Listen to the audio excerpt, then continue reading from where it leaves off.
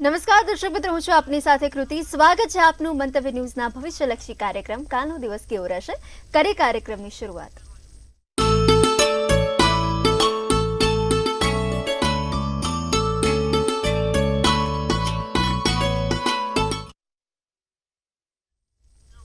દર્શક મિત્રો, ભવિષ્યલક્ષી કાર્યક્રમ કાલનો દિવસ કેવો રહેશે માં આવતીકાલનું પંચાંગ, દિન વિશેષ, દિવસ અને રાત્રિના ચોઘડિયા, ખાસ ને રસપ્રદ મુદ્દા વિશે પણ વાત કરશે. આ સાથે આવતીકાલે જેમનો જન્મદિવસ છે એમનું આવનારું આખું વર્ષ કેવું રહેશે એ પણ જાણીએ કિશન મહારાજ પાસેથી.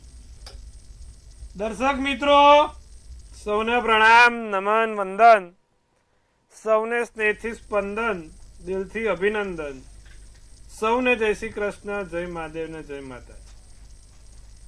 આપ સૌનું ભાવભર્યું હાર્દિક ભર્યું સ્વાગત છે આપના ખાસ કાર્યક્રમ, લોકપ્રિય કાર્યક્રમ, લોક લાડીલા કાર્યક્રમ કાલનો દિવસ કેવો.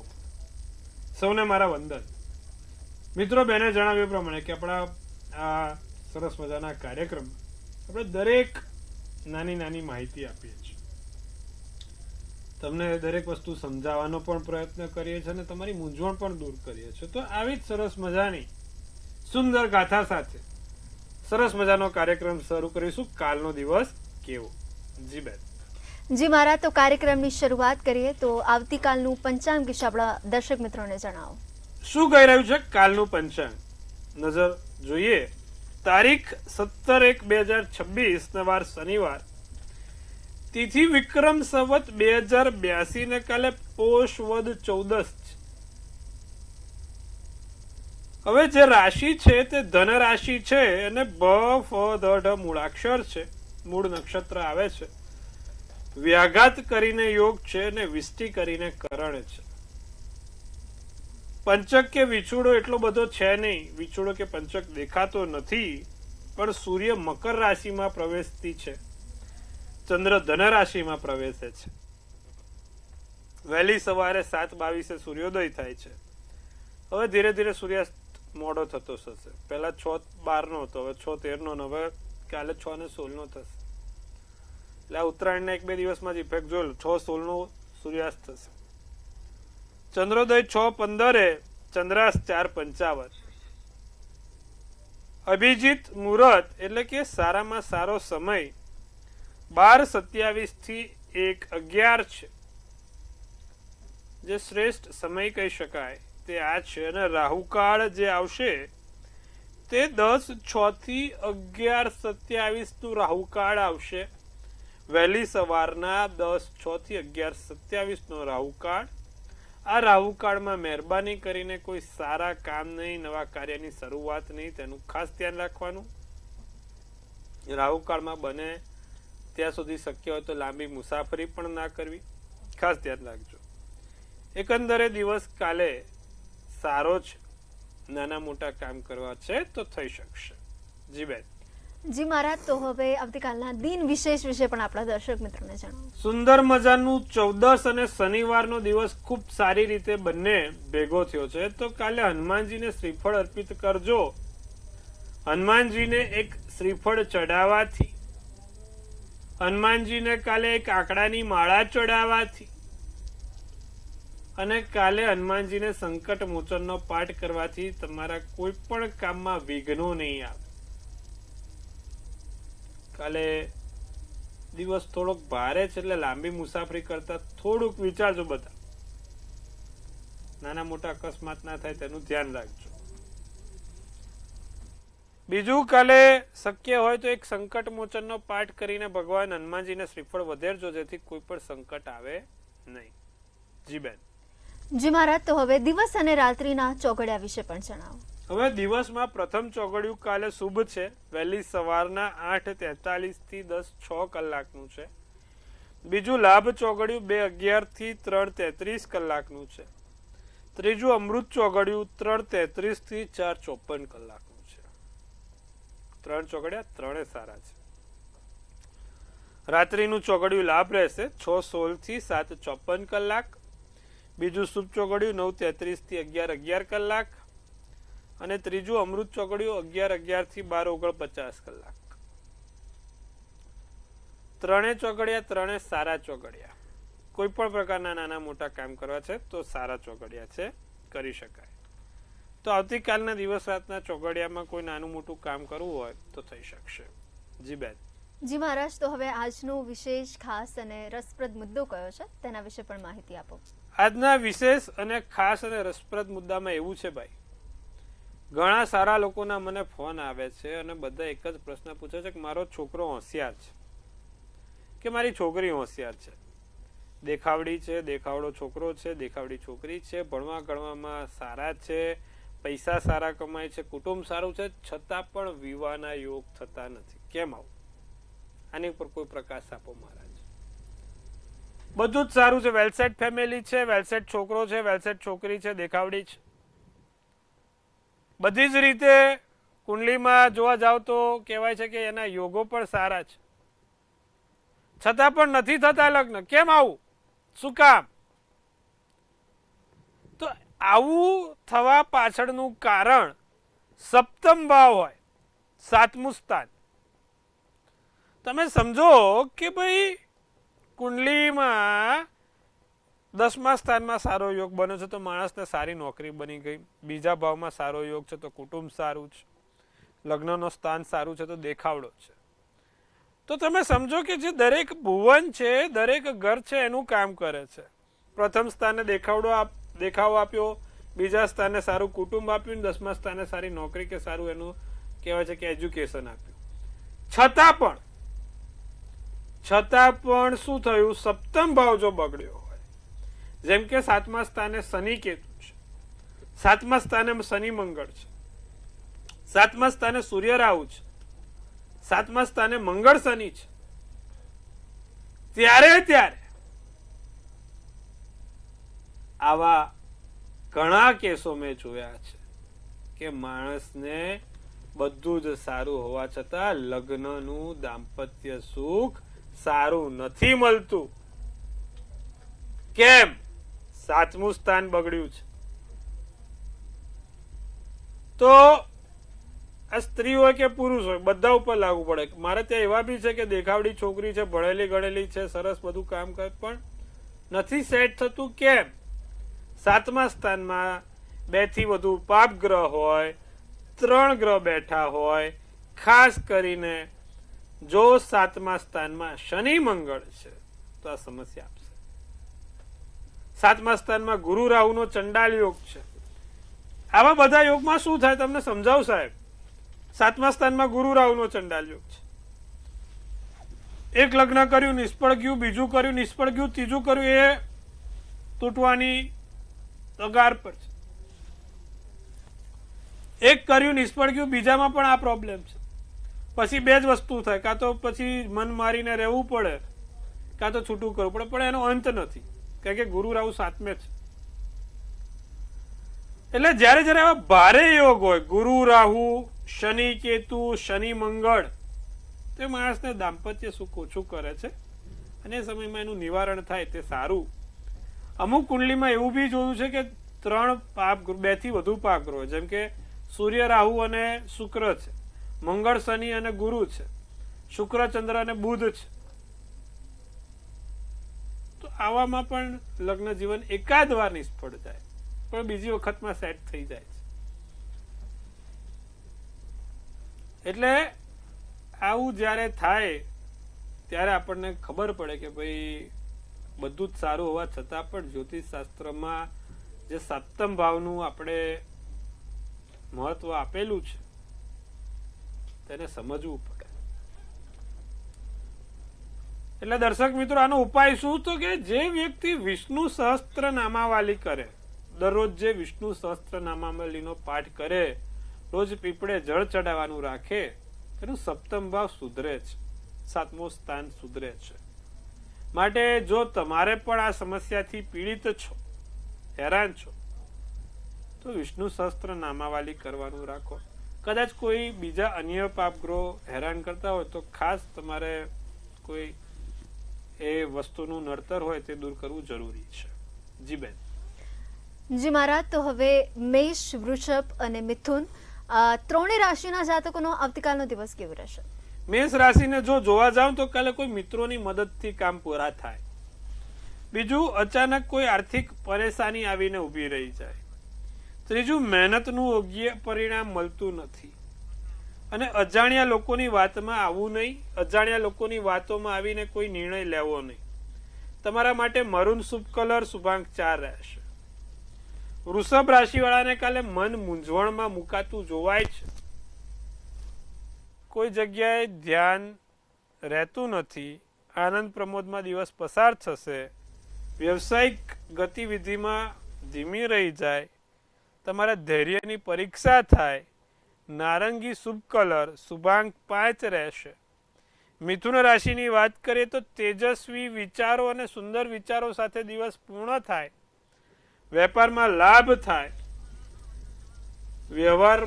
તમારા વ્યવહારને થોડોક સાચવવાનો ધ્યાનમાં રાખવા જેવી બાબત છે. મહત્વના કાર્યમાં કોઈ વિઘ્ન ના આવે તેનું ધ્યાન રાખજો. સફેદ શુભ કલર, શુભાંક 7 રહેશે. જી બેન. જી મહારાજ, તો હવે કર્ક, સિંહ, કન્યા આ ત્રણેય રાશિના જાતકોનો આવતીકાલનો દિવસ કેવો રહેશે? જો હવે કર્ક રાશિની વાત કરીએ ને તો પૈસા આવશે પણ સામે એનો રસ્તો થઈ જશે. બહુ મગજ ઉપર લેવું નહીં. નિર્ણય લેવામાં સક્ષમ રહેશો. ત્વરિત અને સરસ નિર્ણય તમારાથી લેવાય જેથી આગળની ભવિષ્યની તમારી વૃદ્ધિ થાય. જૂનો મુદ્દો ફરી સામે આવી શકે છે. જરૂરિયાતને મદદરૂપ થઈ શકો છો.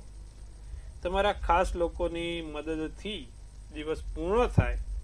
ભૂરો શુભ કલર, શુભાંક 9 રહેશે.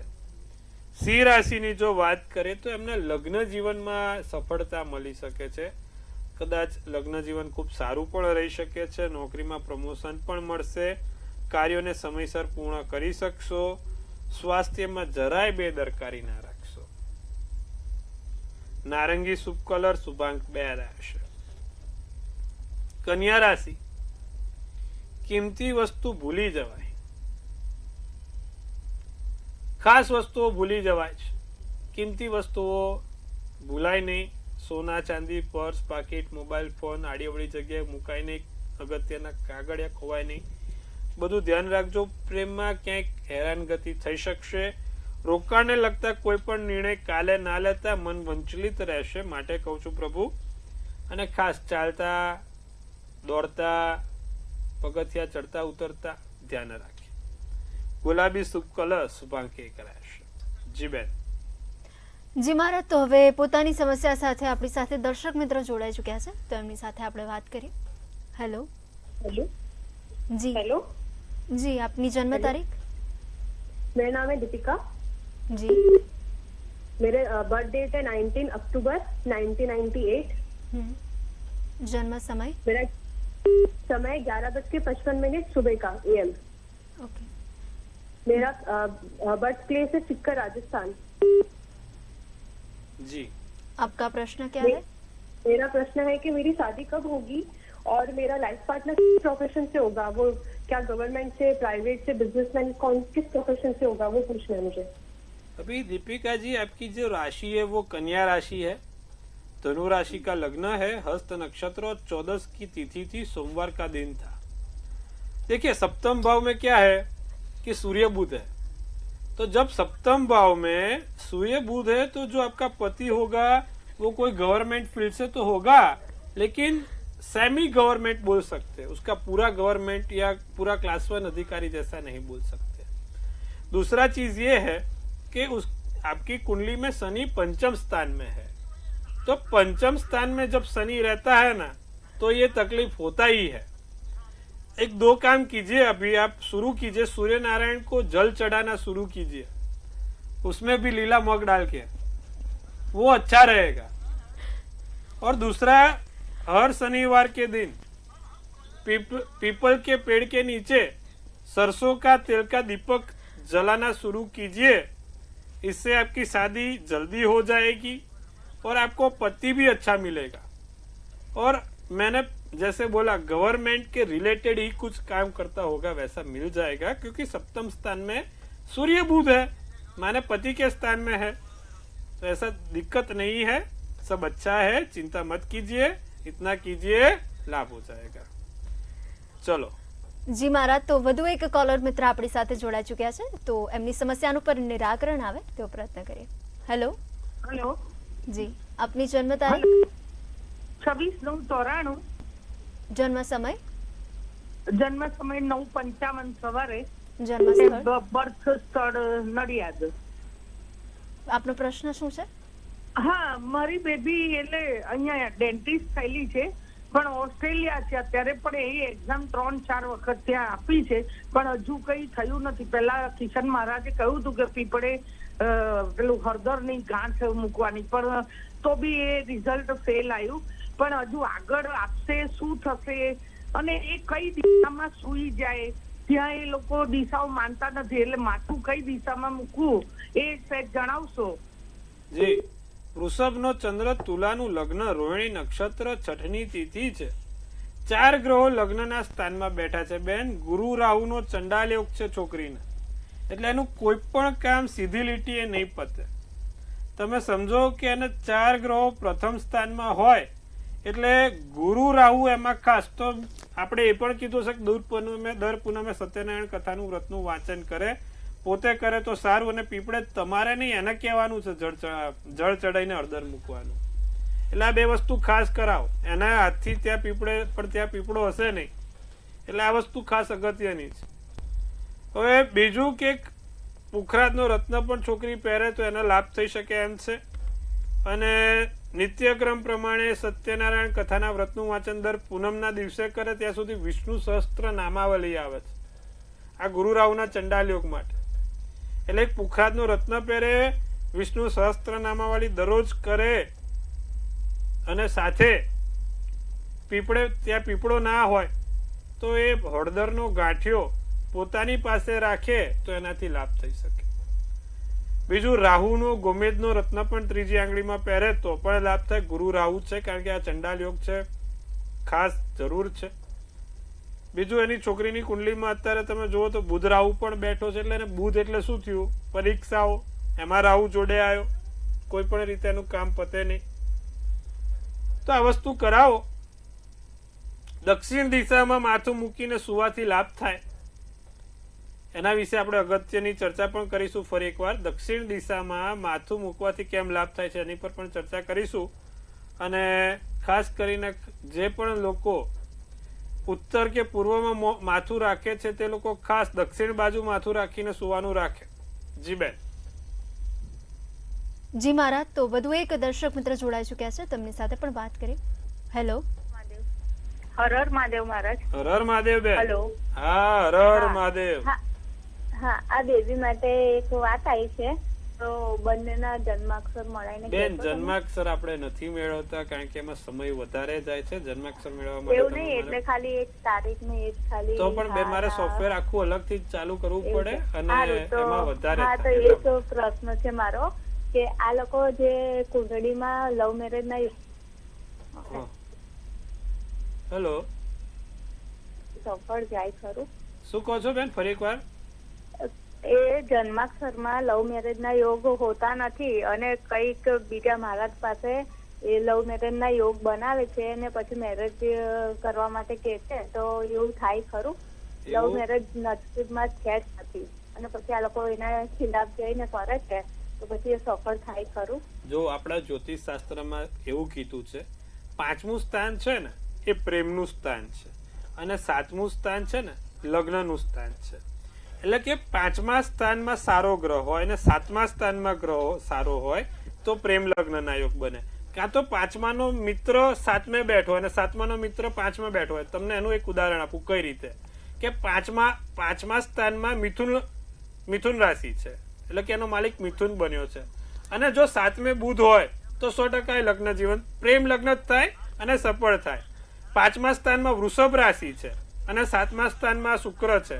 એવી જ રીતે 5મા સ્થાનમાં આપણે તુલા રાશિ છે અને 7મા સ્થાનમાં તુલા રાશિ છે અને 5મે વૃષભ બેઠો છે, વૃષભનો શુક્ર, તો સફળ થાય. એટલે કે જે મિત્ર રાશિ હોય કાં તો મિત્ર ગ્રહ હોય તો ચોક્કસથી પ્રેમ લગ્ન શક્ય છે અને સફળ છે. પણ આના સિવાય તમે એમ કહો કે ભાઈ કંઈ પણ કરીને પ્રેમ લગ્ન થાય ને આગળ વધે, તો એમાં ગુણાંક ભલે મેચ થતા હોય, પણ જો 5મા સ્થાન ને 7મા સ્થાનમાં મેચ ના આવતું હોય, 32 ગુણાંક મળે છે પણ 5મે અને 7મે લગ્ન કરો છો પ્રેમ લગ્ન તો મેળ નથી ખાતો તો એ શક્ય આગળ જઈને નહીં બને. મારી પાસે એવા 500 કેસ છે કે બહુ જ એકબીજાને પ્રેમ હતો, ઘણું આમ કહેવાય કે ભાઈ 7 જન્મની પેલી શું કહેવાય કસમ ખાધી હતી કે ભાઈ તું જ જોઈએ, તું જ 7 મહિનામાં તો પિક્ચર પૂરું કરી નાખ્યું એ લોકોએ. એટલે આવું બધું હોય છે.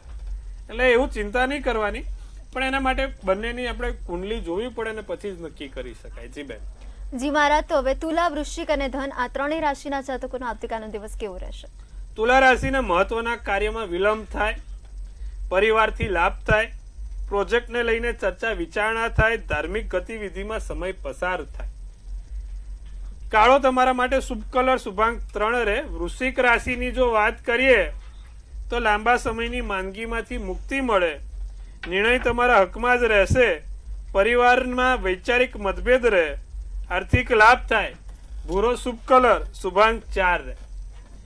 હવે ધન રાશિ શું કે છે? સ્વાસ્થ્યમાં ખાસ સાચવવું, સંભાળ લેવી, તમારું નુકસાન ક્યાંક થાય નહીં, ખોટી જગ્યાએ પૈસા ફસાય નહીં, વર્તમાનમાં જીવતા શીખી જાઓ, બહારની વ્યક્તિનું બહુ સાચું માનીને આગળ ના વધશો. કથ્થઈ શુભ કલર શુભાંક 6 રહેશે.